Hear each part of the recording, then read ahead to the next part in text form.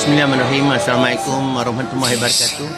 Hari ini hari Jumaat 26 Jun 2026. Pakcik sekarang berada di klinik kesihatan Taman Medan.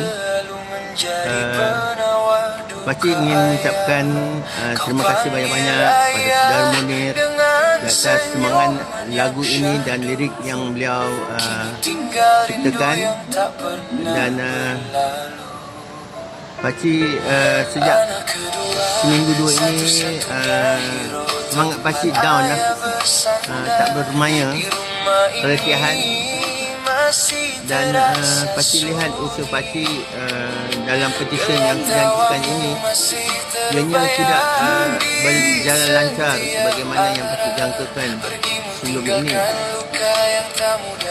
Oleh itu Pakcik mengambil kesempatan pada hari ini ingin memohon kepada mereka yang melihat video BTT Duet ini agar dapat menyokong keputusan Pakcik, agar dapat memberi semangat kepada Pakcik supaya Pakcik dapat meneruskan perjuangan Pakcik untuk mendapatkan seramai mungkin penyokong keputusan Pakcik. Sebab suara Pakcik yang kedua ini tak mungkin pihak berwajib akan memandang usul yang Pakcik cadangkan nanti. Kita ingin memohon agar adanya satu undang-undang khusus kepada WHO untuk tidak boleh berada di lebuh raya di waktu-waktu puncak.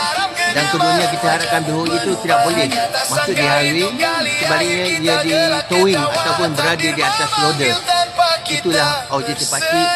Tolong sokong Pakcik, tolong bantu Pakcik. Andalah yang dapat menyokong Pakcik. Terima kasih ya. Assalamualaikum.